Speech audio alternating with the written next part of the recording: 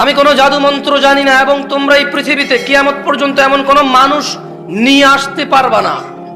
যদি তোমরা মনে করো কিয়ামত পর্যন্ত তোমরা এমন কিছু উদ্ভাবন করবে, এমন কোন মানুষের সন্ধান পাবে যে এসে বলবে, তোমাদের ঈমান হয়ে যাবে, তোমাদের আমল হয়ে যাবে, তোমাদের আখলাক হয়ে যাবে, তোমাদের হৃদয় পরিবর্তন হয়ে যাবে, তোমাদের অজ্ঞতা সরে যাবে, তোমাদের ইলম বৃদ্ধি হয়ে যাবে, তবে তোমরা ভুল সিদ্ধান্ত নিয়েছো।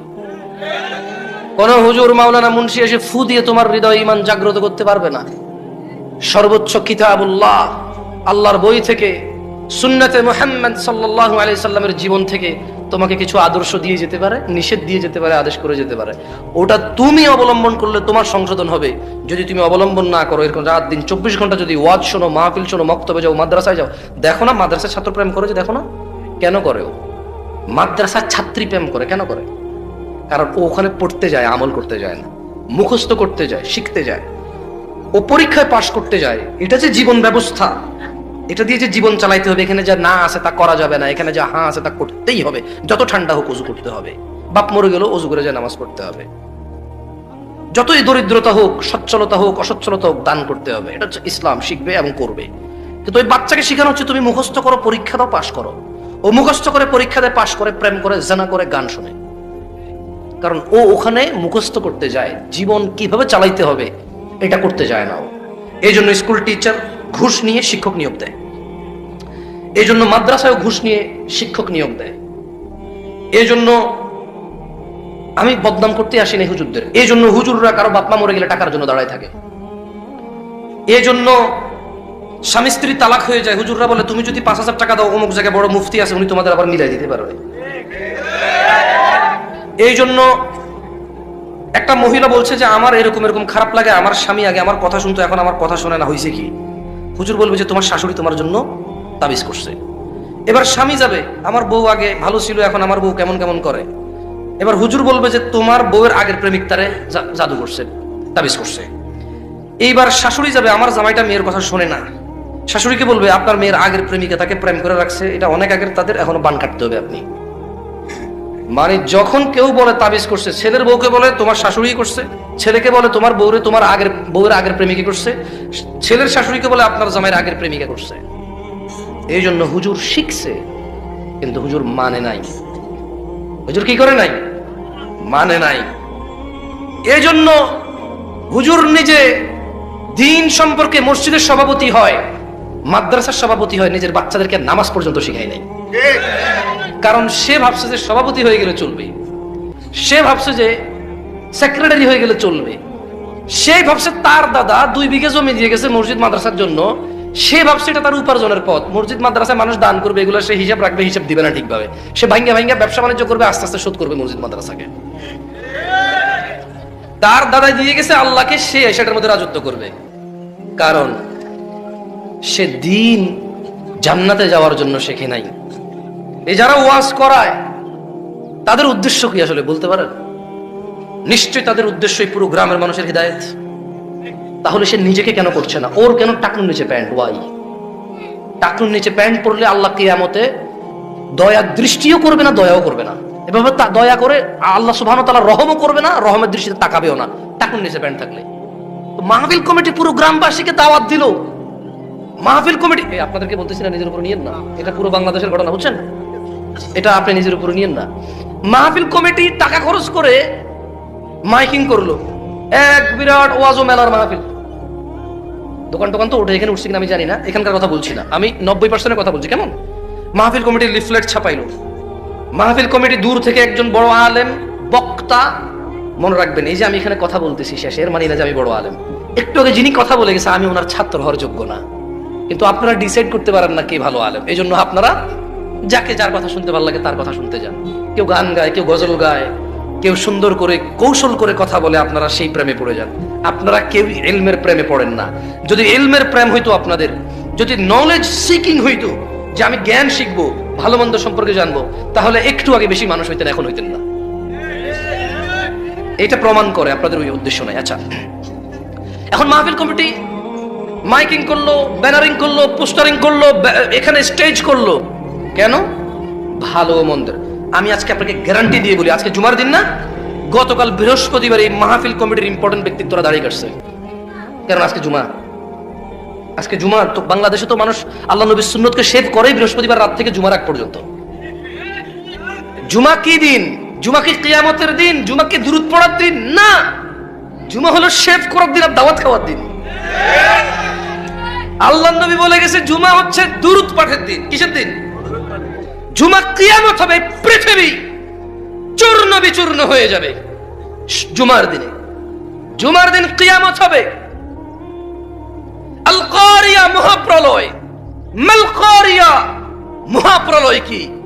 ওয়ামা আদরাকা মাল কারিয়া। ও মুহাম্মদ ইবনে আব্দুল্লাহ সাল্লাল্লাহু আলাইহি ওয়াসাল্লাম, ও আব্দুল্লাহর পুত্র মুহাম্মদ সাল্লাল্লাহু আলাইহি ওয়াসাল্লাম, আপনি কি জানেন মহাপ্রলয় কি? আপনি কি এটা জানেন? আপনি ইয়াউমা ইয়াকুনুন নাস কাল ফারাশিল মাবথুস, মানুষ সেদিন হবে বিক্ষিপ্ত পতঙ্গের মতো। এটা জুমার দিন। মানুষ এই যে এটা ঘুরতেছে পতঙ্গ, দেখতেছেন? এই যে দেখতেছেন, এটা উড়ে দেখতেছেন? মানুষ এরকম কীট পতঙ্গের মতো বিক্ষিপ্ত হবে সেদিন।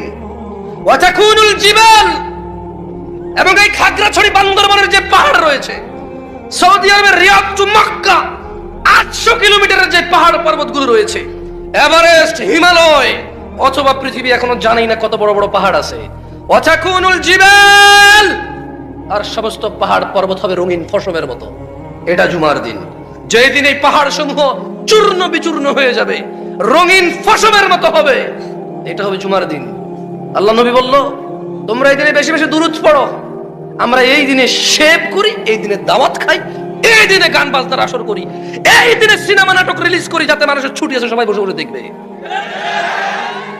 জুমার দিন সিনেমার দিন, জুমার দিন শেভ করার দিন, জুমার দিন প্রেমিকাকে নিয়ে পার্কে যাওয়ার দিন। জুমার দিন এখন আর দুরূদের দিন নাই। জুমার দিন এখন আর কোরআন তেলাওয়াতের দিন নাই। জুমার দিনে সূরা কাহফ পড়তে হয়, আর এখানে উপস্থিত 80 জন আলহামদুলিল্লাহ সূরাই পারে না, কিসের কাহফ পারবে? জুমার দিন কি আর সেটা আছে? এখানে কেন আসছেন আপনারা আমি জানি না। What's make you to come here? কিসে আপনাকে এখানে নিয়ে আসছে? Why did you even come? আপনি কেন আসছেন? এই কে কথা বলে ওখানে? এই তোমার বোনের গায়ে হলুদ, বলো তুমি গায়ে হলুদে আসছো? তোমার ঘরে যদি অবিবাহিত কে থাকে, তোমার আব্বাকে বলো তোমার ভাই বোনের বিয়ে ঠিক করতে আজকে রাতে, তুমি ওখানে যা চিল্লাচিল্লি করো। তোমার নিষেধ করছে চিল্লাচিল্লি করতে। খালি কি আমি কথা বলবো? তোমরাও বলো, আসো এখানে বলো, চিল্লাচিল্লি করবো না বাইরে। জুমার দিন দুরূদের দিন নাই। আর কেন আসছে এই যুবকগুলো আমি জানি না, যারা ফজরে আসে নাই আজকে।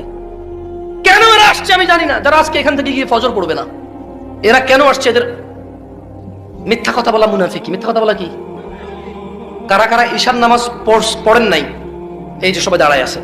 আচ্ছা, বসে যারা আছেন এদের মধ্যে থেকে কেউ ক্যামেরা ঘুরাবেন না, খবর সব ক্যামেরা নামান, মোবাইল নামান, মোবাইল নামান, মোবাইল নামান। মানুষের ইজ্জতের পরোয়া করেন ভাই? ওরে বেজ্জতি করে তো লাভ নাই। তোমাকে আলাদা করে বলতে হবে? কোন ভাষা বোঝো তুমি? সবাই মোবাইল নামো। যারা যারা আজকে ঈশার নামাজ পড়েন না দাঁড়ান, অসুবিধা নাই। জাস্ট একটা শিক্ষা, মানে আমাদের সমাজের অবস্থাটা একটু দেখান না।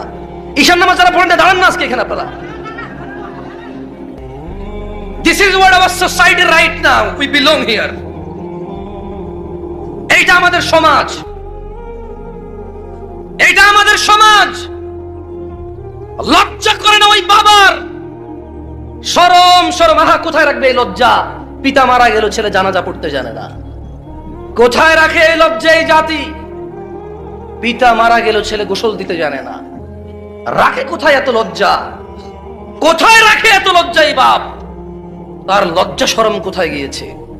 আহা, তার দাদা বেঁচে নাই, তার বড় বাপ বেঁচে নাই, বেঁচে নাই তার পূর্বপুরুষের কেউ। বেঁচে আছে তারা 3 ভাই, তাদের ঘরে 12-15 জন ছেলে সন্তান। নাতিপুতি সব মিলে মাত্র 15 জন। নাতিপুতি পন্থী খন্তি সব মিলে মাত্র 20-22 জন মানুষ বেঁচে আছে পরিবারের। আর বাকি সবাই মরে অস্থিতে পরিণত হয়েছে, মৃত্তিকায় পরিণত হয়েছে। তাদের হাড্ডি পর্যন্ত খুঁজে পাওয়া যাবে না। লজ্জা কোথায় রাখে এই বাপ, যেই বাপ নিজেও সালাত ফজরের ঘুমায় থাকে, বাচ্চাটাও ঘুমায় থাকে। এই বাপ নাকি তার বাচ্চাকে ভালোবাসে, ও নাকি বিদেশ গিয়ে কষ্ট করে বাচ্চার জন্য, ও নাকি রিক্সা ভ্যান চালায় সব ছেলে সন্তানের মুখের দিকে তাকায়া। তুমি তোমার বাচ্চার পৌঁছানোর জন্য এত কষ্ট করো, এটাকেই তো আল্লাহ জাহান্নামে নিক্ষেপ করবে। এটাকেই তো আল্লাহ জাহান্নামে নিক্ষেপ করবে। কিসের তোমার কদর, কিসের তোমার আদর? এ কেমন আদর আর কদর তুমি করো? তোমার বাচ্চাটাকে আল্লাহ মরে গেলে জাহান্নামে ফেলে দেবে, আর তুমি বলছো তুমি নাকি তার পেট, তুমি নাকি তার পিঠ বাঁচাচ্ছ দুনিয়াতে। এই 30 বছর পিঠ বাঁচাইতে গিয়ে ওর তুমি নিজের অনন্ত জীবন হারাচ্ছ, নিজের অফুরন্ত জীবন হারাচ্ছ। আল্লাহ বলছে ইন্নাহুম ইয়ারাউনাহু বাঈদা। ও বেনামাজি বাপ মারা, ও তাদের বেনামাজি সন্তান সন্ততিরা, ইন্নাহুম ইয়ারাউনাহু বাঈদা, তারা বলে কিয়ামত অনেক দূরে। আল্লাহ বলছে ওয়া নারাহু করিবা, আমি তো কিয়ামতকে দেখছি অতি নিকটে। ইয়াউমা তাকুনুস সামাউ কাল মুহল, যেদিন কিয়ামত হবে এই আসমানটা হবে গলিত ধাতুর মতো। চোখ বন্ধ করো, চোখ বন্ধ করো যুবক, চোখ বন্ধ করো যুবকের বাপরাও মারা।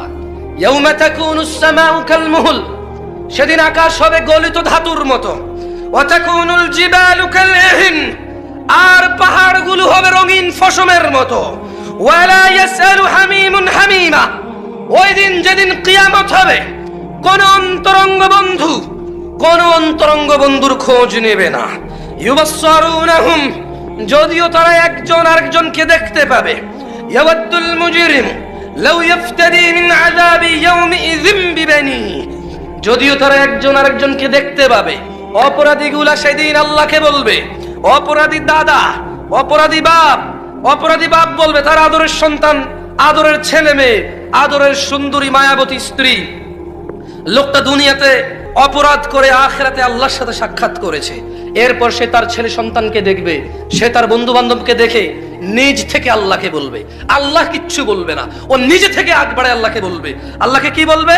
বলবে ইয়াওয়াদ্দুল মুজরিম লাউ ইফতাদি মিন আযাব ইয়াউমাইযিন বিবানি, অপরাধী সেদিন আযাব দেখবে, বাচ্চা কাচ্চা দেখে বলবে ইয়া আল্লাহ আপনি আমার আজকে আযাব থেকে বাঁচান। এই আমার ছেলে যা কটা আছে, এই আমার মেয়ে যা কটা আছে, একটা কাজ করেন আল্লাহ, এদের কি আছে না আছে নাকি হিসাব আমি জানি না, এরা নামাজ পড়ছে সবাইকে জান্নাম ফেলে দেন।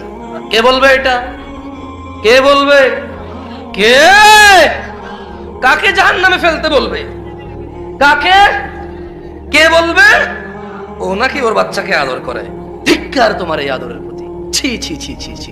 আদর কিভাবে করতে হয় তাও শিখুনি, শিখুনি পিতৃত্ব শিখুনি, শিখুনি মাতৃত্ব শিখুনি দিন ধর্ম শিখুনি, বাচ্চাকে কিভাবে আদর করতে হয় এটাও শিখুনি। ধিক্কার তোমার প্রতি, কারণ তুমি ওই বাবা যে বাবা আল্লাহকে আগ বাড়ায় বলবা আল্লাহ বিনিময়ে আপনি ছেলে সন্তান নিয়ে নেন, আজকে জাহান্নামের আগুন থেকে বাঁচান। ওয়া সাহিবাতিহি ওয়া আখি, বলবে ইয়া আল্লাহ স্ত্রী এবং আমার ভাই, যা কটা ভাই আছে আমার, নিয়ে নেন, ফেলে দেন উত্তপ্ত আগুনে, নিক্ষিপ্ত করুন জঘন্য শাস্তির জাহান্নামে, শুধু আমাকে ছেড়ে দেন, আমাকে ছেড়ে দেন। ওয়ামান ফিল আরদি জামিআন সুম্মা ইউনজি, ও নাকি ওর বাচ্চা আদর করে, বলবে ইয়া আল্লাহ ছেলে মেয়ে নেন, ভাই আর স্ত্রীকে নেন। আচ্ছা ইয়া আল্লাহ এই দুনিয়াতে যত কেউ আছে সবাইকে আপনি নিয়ে নেন। কোথায় নিবে? বললো যে জাহান্নামে ফেলে দেন আপনি। তো আল্লাহ শুধু আমার আজকে ছেড়ে দেন, ব্যাস ব্যাস আমাকে। তো তোমার বাচ্চা কাচ্চা ফেলে দেন জাহান্নামে, ভাই স্ত্রী ফেলে দেন জাহান্নামে। তোমার জ্ঞাতি গোষ্ঠী যারা তোমাকে আশ্রয় দিত, রেপ করে আসছো, শুধু ও তোমার জ্ঞাতি গোষ্ঠীর কারণে তোমার বিচার হয় নাই। আরেকটা মেয়েকে দর্শন করছো, নেশা করে আসছো, একজনের বিচার দিয়েছে, ওরা জুতা দিয়ে বেরিয়েছে, ওর নামে মিথ্যা মামলা দিয়ে আসছো, অন্যায় তোমার ছিল। জ্ঞাতি গোষ্ঠীর ভল কার বল? ওর বাপ দাদা নাকি সব চেয়ারম্যান। আর বেটা তোর দাদার কি ছিল রে? কয়দিকে জমি ছিল রে? তোর বাপে যে এত টাকা কামাইছে, তোর বাপের জিগা কি ব্যবসা করে তোর বাপ? তোর বাপের জিজ্ঞাস না, তোর বাপের কয়টা 3 তালা 4 তালা পুশ করেছিল, তোর দাদা দিয়ে গেছে না? তোর বাপ কি ছিল, তোর দাদা কি ছিল রে বেটা? বড়াই করিস বেটা, চেয়ারম্যানের ছেলে বেটা, ফাউল ছেলে বেটা। তোর দাদা 3 তালা পুষ্কুনি ছিল রে। হ্যাঁ, সারা পৃথিবী থেকে মানুষ দেখছে 3 তালা পুষ্কুনি কেমন হয় দেখতে। 6 তালা গোয়াল করেছিল তোদের না? কি ছিল তোর দাদার রে? তোর বাপ টাকা কামায়, বিল্ডিং করে, জমি কেনে। কি করে তোর বাপ? তোর দাদা কি দিয়ে গেছে তোর বাপের? তোর বাপ কি করে? কোথায় থেকে টাকা আনে তোর বাপ? আবার সে টাকা দিয়ে বোম বোম বোম হুন্ডা চালাস বেটা।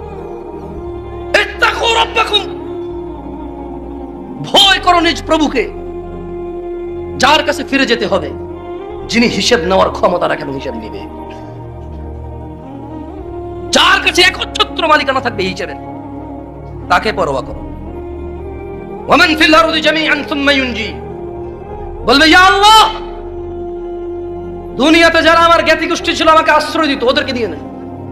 হবে না, হবে না। আল্লাহকে বলবে ইয়া আল্লাহ, দুনিয়ার যত নারী পুরুষ আছে, হিন্দু বৌদ্ধ মুসলিম, ইমাম মুয়াজ্জিন মোল্লা মুন্সি কারি হাফেজ, ইয়া আল্লাহ সবাইকে নিয়ে নেন, শুধু আমাকে ছেড়ে দেন। তোর বাপ বলবে রে এই কথা, তোর বাপ বলবে, আমার বাপ বলবে, আমি বলবো, আমার বাচ্চার বাপ আমি বলবো, তোর বাচ্চার বাপ তুই বলবি, বলবি সবাইকে নিয়ে নেন, আমাকে ছেড়ে দেন। আল্লাহ কি বলবে জানেন? আল্লাহ কি বলবে জানেন? কেউ আমার কথা মনে কষ্ট যাচ্ছে, তুই তাই করে কই যাবি? আমরা কি মনে কষ্ট নিচ্ছেন? বা এটা তো আবার ইউটিউবাররা ছাইলা কবে দিবে, এই দেখুন জামশেদ মজুমদার অহংকারী হয়ে গেছে দিলে দাওয়াত পাইয়া। অহংকার করে বলছি না, কেমন কথার আন্দাজি এমন। কি করব, কিছু করার নাই, হাত পা নড়ে। কিছু কিছু মহিলারা দেখি ফেসবুকে কমেন্ট করে, হুজুর একটু শান্ত হয়ে কথা বললে আরো বেশি ভালো লাগতো। তোর ভালো লাগা দিয়ে যায় আসে রে বেটা? হ্যাঁ, কি দেখবো? কি দেখা যায় না, কি দেখতে চায়? আরে ভাই দাঁড়াইলে কি সমস্যা? আপনারা বসার জন্য তো চিল্লাচিল্লি করতেছেন, ও দাঁড়াইলে সমস্যাটা কি? হ্যাঁ, ও চুপ থেকে যদি দাঁড়ায়, বসে, শুয়ে থাকে, হোয়াটস ইওর প্রবলেম? আপনার সমস্যা কোথায়? ওর কমফোর্ট নিচ্ছে, ওকে ওর বাবা মা আদব শিক্ষা দেয় নাই, it's your responsibility. No, it is not my responsibility. এটা আমার রেসপন্সিবিলিটি না যে ওকে আমি বসাবো। আমার কি কাজ? আমি আসছি কথা বলতে, কথা বলবো। আর ও দাঁড়াইলে কি প্রবলেম? এখানে বসার জায়গা আছে, বলেন, এই যে বলতেছেন বসো বসো, কোথায় বসবে বাচ্চা মানুষ? ছোট মানুষ এতক্ষণে গানের আসরে সিনেমা কিরণ মালা দেখতে বসে বসে আসছে, তাও ডিস্টার্ব করতে চায়, চলে যাবে। ওরে বসতে বললেও চলে যাবে। ও যে জায়গায় দাঁড়াইছে, ওর কথা হইলো ওয়াজ যদি একটু থেকে একটু ভালো না লাগে, সোজা দৌড়, উঠা লাগবে না। আর যদি ওর বান্ধবী এখনো ফাঁক করতে পারে না এসে দেখা করার জন্য, ওয়াজ ওই অপেক্ষায়। বান্ধবী এসে বলবো যে আমি একটুর জন্য বের হয়েছি, আম্মা ওয়াজের দিকে মনোযোগ দিচ্ছি, তুমি এসে দেখা করলে করো না, আমি চলে যাচ্ছি। সো ও এখান থেকে দৌড়াবে। আপনি তো ওর মনের অবস্থা বুঝতেছেন না ভাই, শুধু শুধু ওরে ফোর্স করতেছেন। আজকে কিছু মানুষ আসছে এখানে ওয়াজ শুনতে, কিছু মানুষ আসছে হুজুর দেখতে, কিছু মানুষ আসছে ওয়াজ দেখতে, কিছু মানুষ আসছে যে এদের ওয়াজে মানুষ হয় কিনা এটা দেখতে, কিছু মানুষ আসছে প্রেমিকের সাথে দেখা করতে। এখন আপনি যদি সবাই বলেন বসতে, সবাই কেন বসবে ভাই? দরকার তো নাই সবাই বসার। আল্লাহ আমাদেরকে বুঝার তৌফিক দান করুন, আমিন। দেখেন এখানে আপনারা কেন আসছেন, এই সিদ্ধান্ত আপনারা নেবেন। তবে এই ধরনের মজলিস থেকে যেটা নেওয়া যায় সেটা আমি বলে দিচ্ছি, বাকি নিবেন না নিবেন আপনাদের ইচ্ছা। আপনারা ভাইবেন না যে ওরা খুব খারাপ, ওরা ওয়াজ শুনতে আসছে। যারা আজকে এখানে আয়োজক আছে 10 জন দেখছি 8 জনই শেভ দাড়ি কাটা লোক। আয়োজক যখন এরকম হবে, কয়েকদিন পরে দাড়ি ছাড়া লোক এসে ওয়াজ করবে। কারণ এটা হচ্ছে নিয়ম, যে জাতি যত শিক্ষিত তাদের টিচার হয় তত শিক্ষিত, যেই জাতি যত ভালো সভ্য তাদের নেতা নেত্রী হয় তত ভদ্র নম্র আমানতদার, যেই জাতি যত উগ্র তাদের নেতা নেত্রী শাসক হয় এর চেয়ে ডাবল উগ্র, যেই জাতি যত অজ্ঞ জাহালাত বর্বরতা মানে অবলম্বন করে তাদের শিক্ষকরা, তাদের খতিবরা, তাদের মোল্লারা, তাদের মুন্সিরা, তাদের মাওলানারা আরো বেশি ওদের সাথে খারাপ হয়ে আসে। কারণ গরু যে চড়ায় ভালো রাখাল হইতে হয়। যেই গরু, ওই যে এটাকে আমরা ষাঁড় বলি না, আমি গেলে এমন করবে, রাখাল যখন যায় দেখছেন ওই বেটা হচ্ছে একটু, গরু হচ্ছে একটু, এমনি ধরে নিয়ে চলে যাচ্ছে। গরু কেমনে চেনে? কারণ এই রাখাল জানে এটা আরো বড় হইলো, কেমনে সামলাইতে এটাও জানে। সো যারা আপনারা যাদের নেতৃত্বে আছেন, যাদের সমাজ ব্যবস্থায় আছেন, আর আজকে যারা বসো বসো বসো বলেন, ও 24 বছর এসে আপনার কথা শুনবে না তো। ওকে ওর মা বাপ 24 দিন বা 24 মাস বয়স থেকে এটা শিখাইতে হইতো। যেটা 24 মাস বয়সে শিখবে সেটা 24 বছর একদিন আপনি বললে হবে না। ওকে ফোর্স করিয়েন না, কেমন? যারা আমাকে শুনে, আল্লাহর জন্য ভালোবেসে শুনে, এবং আমি যেরকম আছি এরকমই ভালোবাসে তারা আমাকে। আমি এর চাইতে বেশি পারফেক্ট হইতে পারবো না। এই পৃথিবীতে কোনো মানুষ পারফেক্ট নাই, আছে? তোমরা আমার যে দোষ ধরো আমি এগ্রি করি এবং আমি চেষ্টা করি এগুলো সংশোধন করার। আমি দোষকে, অন্যায়কে ন্যায় বলি না। আমার ভিতরে কমতি যেগুলো আছে আমি অনুভব করি এবং আমি ইতস্ত থাকি মাঝে মধ্যে।